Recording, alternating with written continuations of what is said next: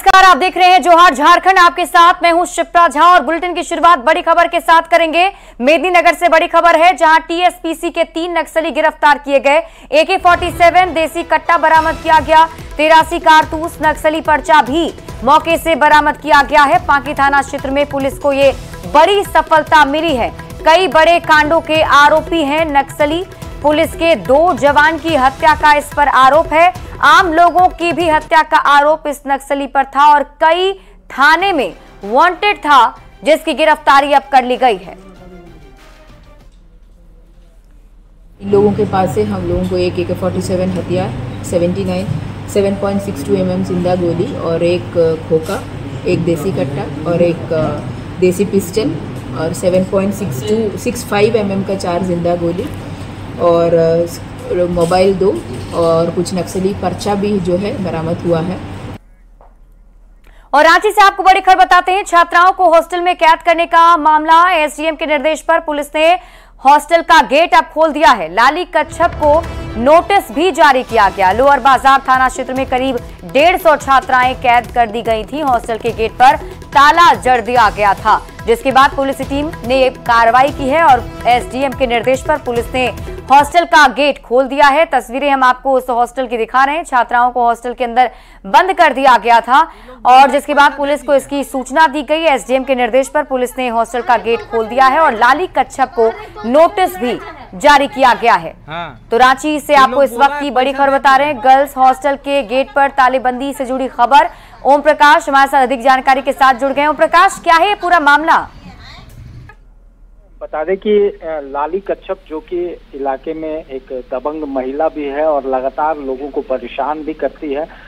ये पूरा मामला जो है उसी के द्वारा ये इस हॉस्टल के परिसर में ताला मारा गया था, तो वहीं गेट पर जो है वेल्डिंग भी कर दी गई थी, जिस वजह से एक तरह से कहा जाए तो लड़कियां जो थी वो कैद हो गई थी, जिसे लेकर मामले की जानकारी पुलिस और प्रशासन को दी गई। जिसके बाद मामले में अब जो है एक दिन बाद कहा जाए तो पूरे सोमवार का दिन और रात जो लड़कियां हैं वो हॉस्टल के अंदर ही बंद रहीं, जिसके बाद मंगलवार को ताला जो है वो खोला गया है एसडीएम के निर्देश के बाद। अब लड़कियों ने भी राहत की सांस ली है। फिलहाल पूरे मामले में लाली कच्छप को नोटिस दिया गया है।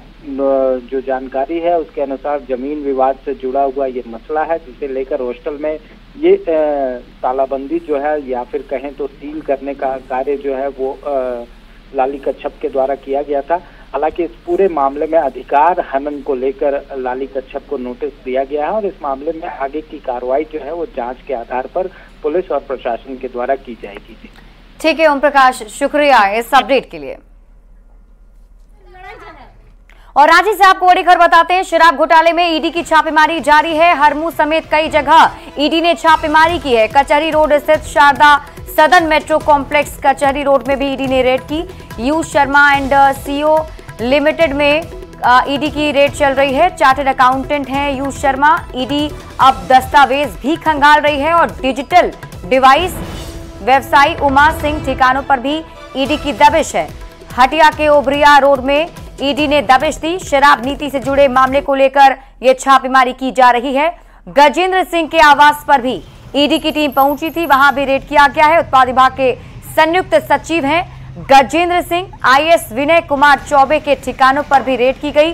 कारोबारी सिद्धार्थ सिंघानिया के ठिकानों पर भी ईडी ने दबिश दी। शराब घोटाले में कई जगह छापेमारी चल रही है। राजधानी रांची में आज ईडी की कई जगहों पर एक साथ दबिश देखने को मिल रही है। रांची के इस वक्त हम जो कचहरी रोड इलाके में स्थित हैं, जो कि शारदा सदन है, यहाँ पर भी ईडी की दबिश जो है वो देखने को मिल रही है। पेशे से जो यू शर्मा है वो चार्टर्ड अकाउंटेंट है, उनके इस वक्त जो ऑफिस है यहाँ पर भी रेड चल रही है। तो इसके साथ ही यहाँ पर इनका आवास भी है, वहाँ पर भी ईडी के अधिकारी जो हैं वो अपनी जो जांच है वो कर रहे हैं। कई कागजातों को भी खंगाला जा रहा है। जो जानकारी है उसके अनुसार शराब नीति जो कि झारखंड में लागू हुई, कहीं न कहीं उसके जो तार हैं वो इन तक भी पहुंच रहे हैं और इस वजह से यहाँ भी जो रेड है वो कंडक्ट की जा रही है। इसके साथ ही बता दें कि रांची में हटिया इलाके में हो या फिर सिकिदरी रोड इलाके में, वहाँ पर भी ईडी के अधिकारी जो हैं वो अपनी दबिश दे रहे हैं। इसके साथ ही जो वरीय IAS विनय कुमार चौबे हैं उनके ठिकानों पर भी ईडी की दबिश जारी है। तो साथ ही जो ज्वाइंट कमिश्नर हैं एक्साइज विभाग के, उनके आवास पर भी इस वक्त जो छापेमारी है वो की जा रही है। पूरा मामला जो छत्तीसगढ़ से जुड़ा हुआ है, शराब नीति को लेकर ये पूरा मामला है और ईडी अब इस पूरे मामले की जांच को तेज कर चुकी है और देखना होगा कि इस पूरी जांच के बाद क्या कुछ तथ्य सामने आते हैं। लेकिन एक साथ आधा दर्जन से ज़्यादा जगहों पर ईडी के द्वारा जो कार्रवाई है आज कंडक्ट की जा रही है। देखना होगा कि किस तरह से यहाँ से तमाम जो जानकारियाँ हैं, जो साक्ष्य हैं वो संकलित होते हैं और ईडी के रडार पर और कौन कौन से लोग सामने आ पाते हैं। कैमरामैन प्रभाकर के साथ ओम प्रकाश, न्यूज़ 18 रांची। वहीं ईडी के एक्शन पर प्रदेश में सियासी टेंशन भी बढ़ गई है। बीजेपी और जेएमएम आमने सामने हो गई है। सरकार इस राज्य में जनता के आशीर्वाद से बनी थी, तब से ईडी और ऑपरेशन लोटस इस राज्य में सक्रिय हुआ है। और अब देखिए कि चुनाव के घोषणा के बाद शिवराज सिंह चौहान और हेमंत बिस्वा शर्मा का झारखंड में लगातार दौरा, उसके बावजूद भारतीय जनता पार्टी अपने आप को स्टेबल नहीं मान रही है। तो अब ईडी को आगे करके महागठबंधन सरकार और इस राज्य के ब्यूरोक्रेसी को डराने का काम कर रही है। शराब घोटाले के सूत्रधार वरिष्ठ नौकरशाह के आज छापे पड़ रहे हैं, लेकिन इस नौकरशाह ने अहंकार में झारखंड के घोटालों को अंजाम देने वाला केवल शराब घोटाला ही नहीं, कई घोटालों के ये राजदार है। और इसका संबंध कहां से? छत्तीसगढ़ जब कांग्रेस की सरकार पहले थी उसके साथ।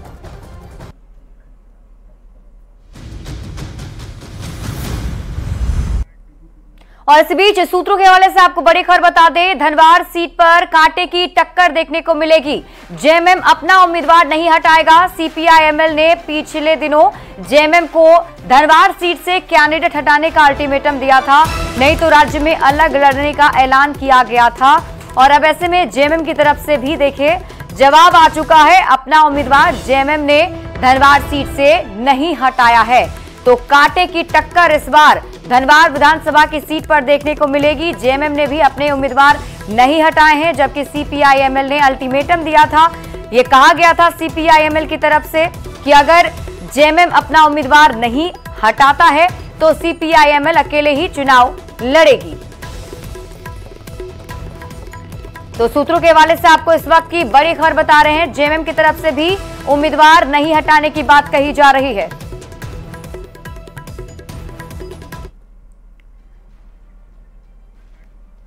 और रांची से आपको एक और बड़ी खबर बता दें, पीएम मोदी और अमित शाह झारखंड दौरे पर आने वाले हैं। 4 नवंबर को चाईबासा आएंगे प्रधानमंत्री नरेंद्र मोदी, तो चाईबासा में जनसभा को संबोधित करेंगे।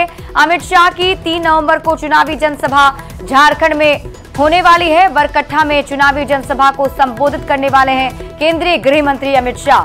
तो अमित शाह और प्रधानमंत्री नरेंद्र मोदी का झारखंड दौरा जल्द ही होने वाला है। 3 और 4 नवंबर को दोनों ही झारखंड में जनसभा करेंगे। गढ़वा में ऐतिहासिक दिन, ऐतिहासिक क्षण और ऐतिहासिक पल भी आने वाला है। दुनिया के सर्वाधिक लोकप्रिय नेता, भारत के यशस्वी प्रधानमंत्री गढ़वा में आने वाले हैं और पांचजन्य जो फूका जा चुका है चुनाव का, उसमें हम सब लोगों को ऊर्जा देने का वो काम करेंगे। तो देख रहे हैं सामने एक चेतना फील्ड है, ब्लॉक हेडक्वार्टर से डिस्ट्रिक्ट हेडक्वार्टर 8 किलोमीटर की दूरी पर है, 7-8 किलोमीटर। वही हम लोग देखने आए, हम एसपी साहब, पूरी टीम, हमारे मजिस्ट्रेट, पुलिस ऑफिसर सारे हम लोग आए हैं।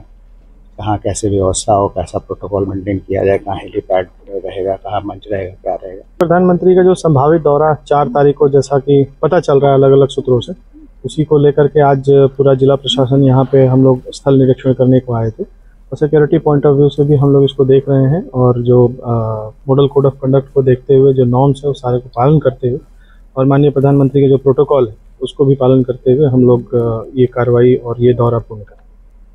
झारखंड के चुनावी रण में अब देश के प्रधानमंत्री नरेंद्र मोदी भी कूद पड़े हैं। वे गढ़वा 4 नवंबर को चेतना मैदान में आकर यहां एक जनसमूह को संबोधित करेंगे। इस दौरान प्रमंडल के सभी भाजपा प्रत्याशी मौजूद रहेंगे। इसी को लेकर जो भाजपा के जो राज्यसभा सांसद है दीपक प्रकाश एवं जिला प्रशासन के लोग इसी चेतना मैदान में पहुंचकर आज स्थल का निरीक्षण कर रहे हैं एवं यहाँ पर साफ सफाई अभियान शुरू हो गई है। चंदन कश्यप, न्यूज 18 गढ़वा।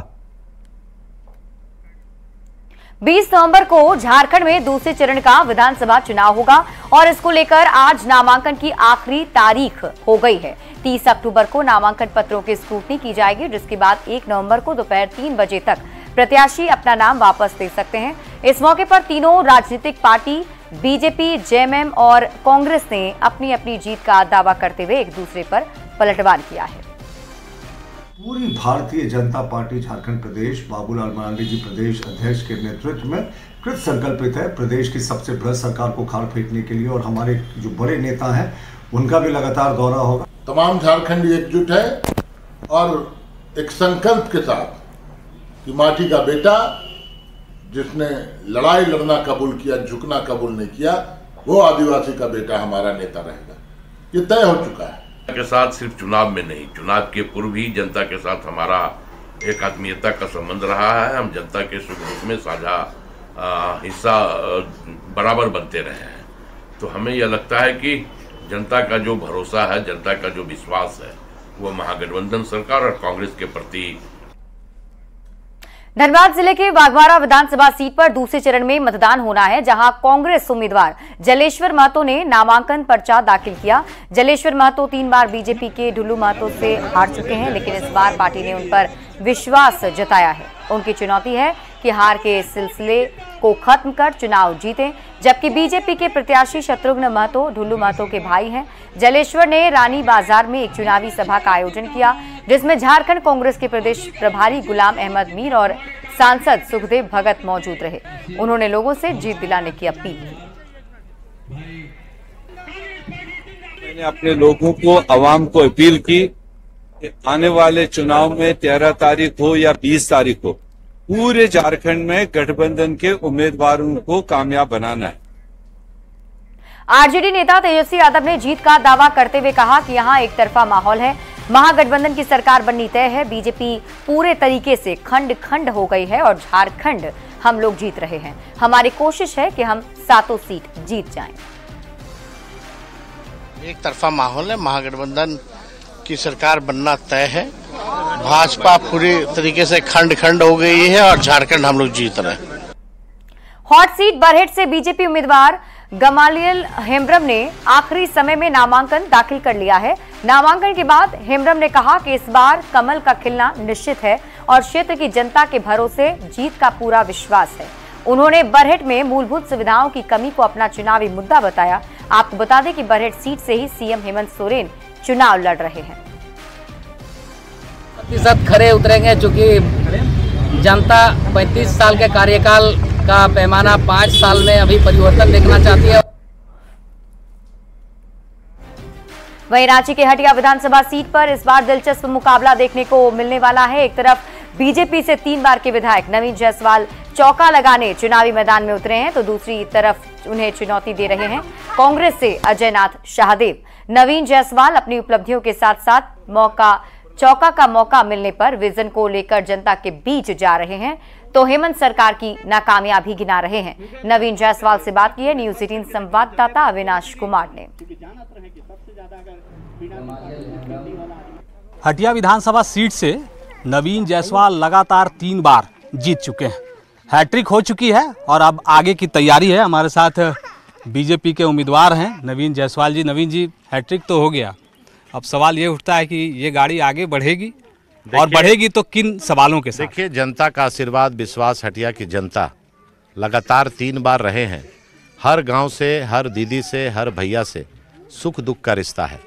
काम कम बेसी चलता है लेकिन रिश्ता कम नहीं होता है, क्योंकि वर्तमान कांग्रेस जेएमएम की सरकार जो अभी बनी थी 5 साल के लिए, किस परेशानी से हम लोग काम कराए हैं वो हम लोग का आत्मा जानता है।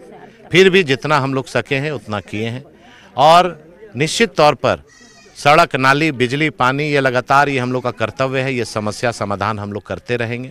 लेकिन झारखंड को बचाने के लिए इस बार चुनाव है। यहाँ के युवा का भविष्य खतरे में है। आज बालू जिस तरह से सरकार बेचवा रही है, आज जहां 12,000 रुपया हाईवा मिलता था, आज 50,000 रुपया हाईवा मिल रहा है। आज गरीब का घर नहीं बन रहा है। नौजवान का नौकरी के लिए एग्ज़ाम हो रहा है, जेएसएससी का हो, सीजीएल का हो, हर बार एग्ज़ाम लीक हो जा रहा है। और नौकरी बालू बेचा उतना तक समझ में आया, लेकिन नौजवान का भविष्य को भी बेचा जा रहा है। ये समझ से परे है। नवीन जी, मैंने देखा आपने भाषण में कहा कि बटेंगे तो कटेंगे। ये बटने वाली जो बात है, आप समझा भी रहे थे कि एकजुट रहना है। देखिए, आज स्थिति जिस तरह से बांग्लादेशी घुसपैठ और रोहिंग्या मुस्लिम झारखंड में प्लानिंग के साथ हर विधानसभा में बसाए जा रहे हैं, उसका प्रमाण है हम लोगों के पास। संथाल परगना की डेमोग्राफी खत्म हो गई। वहां पर जिस अनुपात से हमारे आदिवासी भाई बहनों की जनसंख्या गिरी, ये बहुत बड़ा चिंता का विषय है। आज हमारी आदिवासी भाई बहन की परंपरा संस्कृति तब बचेगी जब वो बचेंगे। आज उन्हीं पर खतरा मंडरा रहा है। देखिए, चुनाव आएगा, विधायक लड़ना है, जीतना है, हारना है, वो अलग विषय है, लेकिन झारखंड के हम लोग, झारखंड से प्रेम है। झारखंडी होने के नाते यहाँ के लोगों की सुरक्षा, बेटी की सुरक्षा, माटी की सुरक्षा, रोजी रोटी की चिंता अगर हम लोग नहीं करेंगे तो कौन करेगा? केवल सड़क बनाने और नाली बनाने के लिए विधायक नहीं है, झारखंड को बचाने के लिए भी है। नवीन जी, अगर हटिया से आगे मौका मिला तो क्या कुछ सोच रहे हैं? क्या कुछ छूट गया था जो लग रहा है कि करना चाहिए? काम निरंतर चलता है। इस बार जो हमारा इस क्षेत्र में एक हमने हॉस्पिटल बनाया था तिगरा गाँव में, उसको CSC में अपग्रेड करेंगे। नगड़ी प्रखंड में एक हॉस्पिटल बनाएंगे। इस क्षेत्र में कोई बड़ा कॉलेज आए ताकि हमारे युवा जो 12 पास करते हैं वो ग्रेजुएशन इसी क्षेत्र से करें। लेकिन ये सरकार को काम से लेना देना नहीं है, उनको तो घोटाले की सरकार है। आप देखिए, इनके मंत्री के यहाँ से, के PA के नौकर के यहाँ से 37 करोड़ बरामद हुआ, इनके अफसर के आदमी के यहाँ से 20 करोड़ बरामद हुआ। झारखंड की गरीब जनता का पैसा लूट रही है और अब ये लुटेरी सरकार नहीं चाहिए। यहाँ पर भय भूख भ्रष्टाचार मुक्त सरकार भारतीय जनता पार्टी NDA की सरकार पूर्ण बहुमत से बनेगी, ये मुझे पूरा विश्वास है। ये थे नवीन जायसवाल और कह रहे हैं कि अब झारखंड में लुटेरी सरकार नहीं चलेगी और इस बार BJP की सरकार बनेगी। कैमरा पर्सन उमेश के साथ अविनाश कुमार, न्यूज़ 18 हटिया। झारखंड विधानसभा सीट में इस बार डुमरी भी हॉट सीट मानी जा रही है। यहां मुकाबले में एनडीए की ओर से आजसू की यशोदा देवी, जेएमएम की बेबी देवी और जेएलकेएम के अध्यक्ष जयराम महतो खुद चुनावी मैदान में हैं। चुनाव प्रचार चरम पर है। एनडीए की आजसू प्रत्याशी यशोदा देवी लगातार अपने समर्थकों के साथ चुनाव प्रचार में जुटी हैं। न्यूज़ 18 से बातचीत में यशोदा देवी ने अपनी जीत का दावा किया और बताया कि 2 बार उन्हें हार का सामना करना पड़ा है, ऐसे में जनता तीसरी बार उन्हें जरूर मौका देगी। विधानसभा चुनाव को त्योहार से कम नहीं होता, खासकर डुमरी विधानसभा सीट पर यही नजारा देखने को मिल रहा है। हम इस समय आजसू की जो प्रत्याशी हैं, जो एनडीए की प्रत्याशी भी हैं, ये दोस्तों यशोदा देवी के पास है और देख सकते हैं यहाँ पर इनके घर के आसपास का नजारा है। आजसू कार्यकर्ता कहें, समर्थक कहें, तमाम लोग यहाँ मौजूद हैं। लगातार चुनाव प्रचार भी चल रहा है। ये चुनाव प्रचार है और मुकाबला यहाँ पर त्रिकोणीय है। आप एनडीए से हैं, फिर इंडिया गठबंधन से जो है आपको जेएमएम से बेबी देवी, कोल्हान टाइगर का कहा जाता है परिवार उनका, फिर आपको जेएलकेएम से आपका जयराम महतो की पार्टी, यहाँ से खुद जयराम महतो चुनाव में। तो ऐसे में क्या लग रहा है, माहौल कैसा है? देखिए, माहौल इस बार एनडीए के पक्ष में है। जनता चाह रही कि इस बार बदलाव होना चाहिए। आपका ये तीसरा चुनाव है, ऐसे में क्या जन समर्थन लोगों के पास जा रही हैं, तो माहौल देखने को मिल रहा है क्या? जी, इस बार सभी लोगों के विचार है कि इसने 2 चुनाव हारे हैं, इसका कोई अब सहारा नहीं, इसलिए इस बार हम लोग इसका सहारा बन के इसके एक वोट देकर इस पर हम लोग को एक गार्जियन स्वरूप हम लोग को निभाना है और इस बार यशोदा देवी को अपनी बेटी बहू को इस विधानसभा से विजय में दिलाना। मुख्यमंत्री मैया सम्मान योजना, वो कह सकते हैं सरकार का जो एक मास्टर स्ट्रोक माना जा रहा है और भीड़ जो कह सकते हैं कि तमाम महिलाओं का, जो महिला आपके साथ हैं, उनका भी तो खाता खुला होगा। खाता खुला है, घर में पैसा आ रहा होगा। हाँ, 2 बार तो आया। ऐसे में पैसा जो उधर से आ रहा है, जो आपको दिया गया इंडिया गठबंधन की ओर से, फिर आप क्या वोट बदलेगा यशोदा देवी की तरफ? नहीं बदलेंगे, क्या बदलेंगे? 1000 रुपया देने से क्या हम लोग का जीवन चल जाएगा? हम लोग को बाल बच्चा का भविष्य नहीं देखेंगे? नौकरी चाकरी चाहिए हम लोग को, 1000 रुपया नहीं चाहिए। वैसे तमाम समर्थक यहाँ पर खड़े हैं, लेकिन बता दें कि मुकाबला डुमरी विधानसभा चुनाव जो कि बेहद हॉट सीट है, मुकाबला त्रिकोणीय है। एनडीए की ओर से यहाँ खुद यशोदा देवी हैं जो कि आजसू की प्रत्याशी हैं। कांग्रेस की बात करें, जेएमएम की बात करें, इंडिया गठबंधन से वहाँ जेएमएम की प्रत्याशी बेबी देवी हैं जो स्वर्गीय जगन्नाथ महतो की पत्नी है। और सबसे एक फैक्टर जो आ रहा है सामने में, वो फैक्टर है JLKM यानी जयराम महतो की पार्टी, जो कहा जा रहा है कि इस बार जो तमाम जो पार्टियां हैं एक बड़ा फैक्टर यहां पैदा करेंगी। डुमरी के विकास का वादा सभी लोग कर रहे हैं, ऐसे में देखना जरूरी है कि वास्तव में 23 नवंबर को जश्न कहां और कैसे मनता है। कैमरा में संजीत तिवारी के साथ संजय कुमार सिन्हा, न्यूज 18 डुमरी। और फिलहाल इस बुलेटिन में अभी के लिए बस इतना ही। आप देखते रहिए न्यूज 18 बिहार झारखंड।